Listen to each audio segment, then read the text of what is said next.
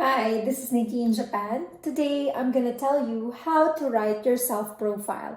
A lot of people in Japan have multiple jobs. So aside from your full-time job, a lot of people get their part-time jobs. And when you have your new part-time job, usually you're asked to write your self-profile that they can publish in their websites. So today I'm gonna tell you how I write my self-profile.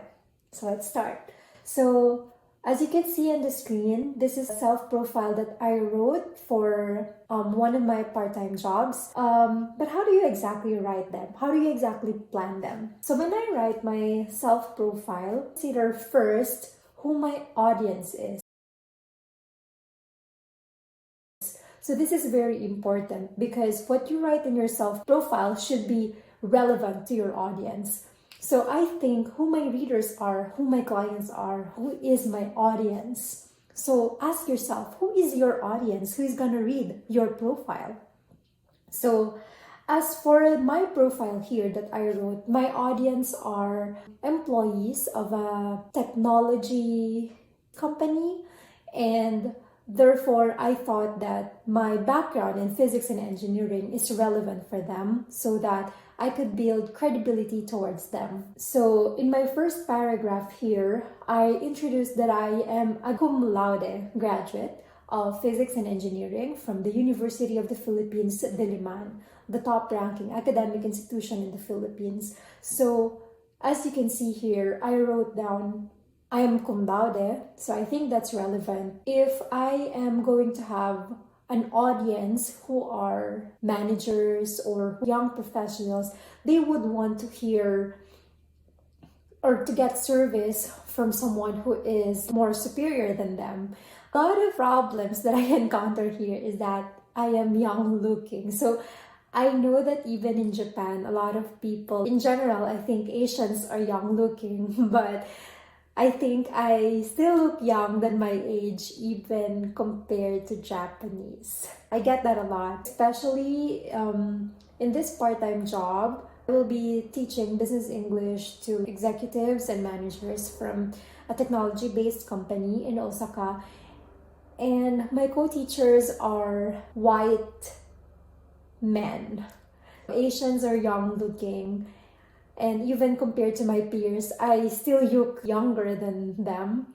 So the challenge to me is how do I make myself look more mature? Because in this part-time job, I would be teaching executives. So these are older men than me.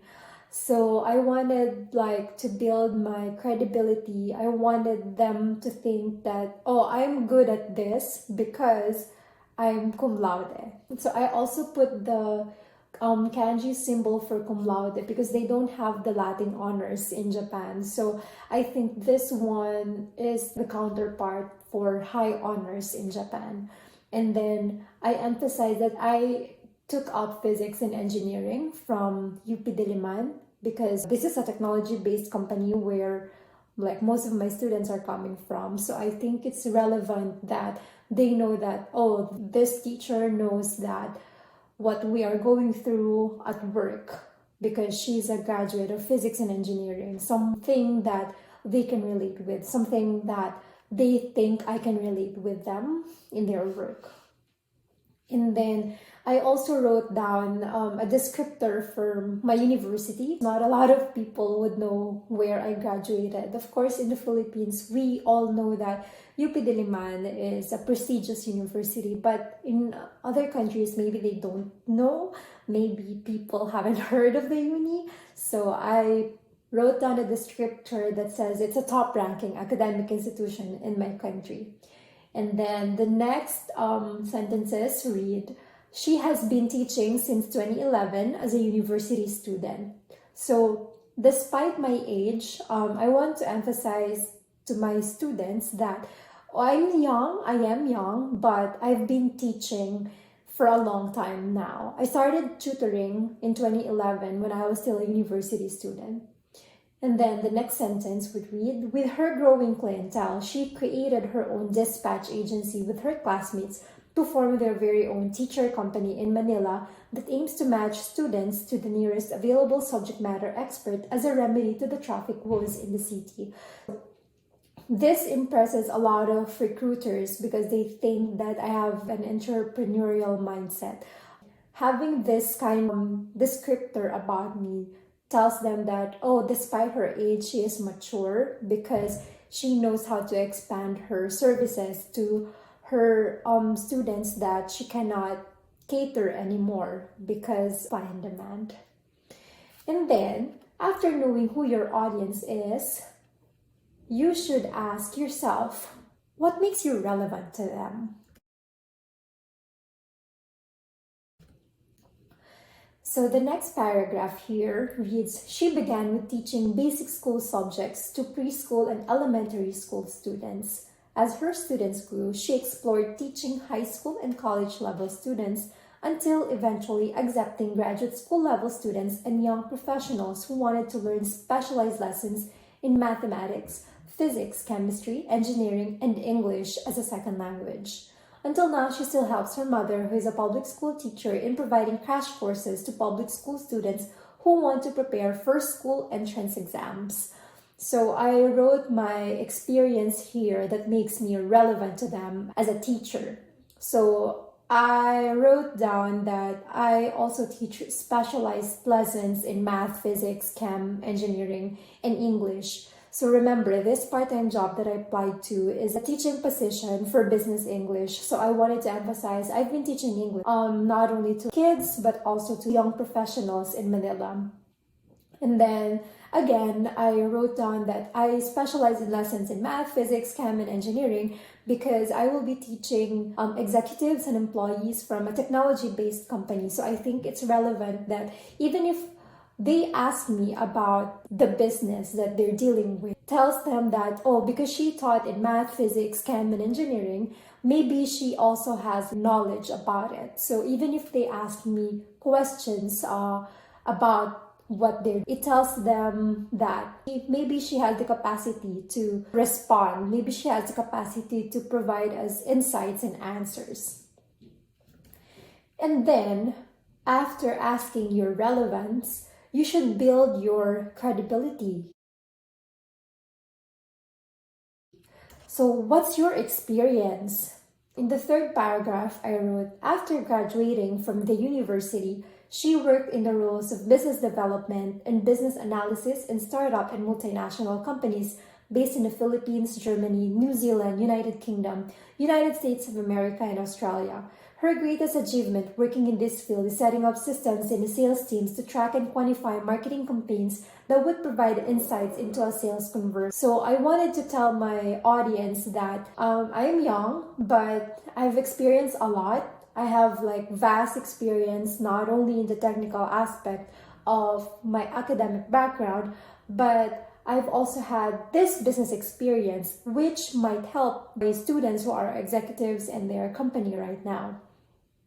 I also wrote down that I've experienced not only in the Philippines, but also I've worked in several companies in other parts of the world because most managers in companies would have the need to communicate with other people, not only within their realm of their industry, but also overseas, because a lot of companies in Japan do importing and exporting of products, especially in the technology industry.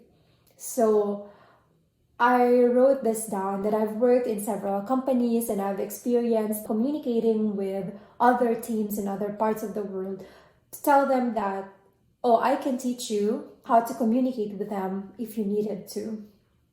The last sentence tells my audience my greatest achievement. It tells them what I've experienced, what I love doing the most, so that they'd understand how I think and how I deal with my work and my experience a corporate slave.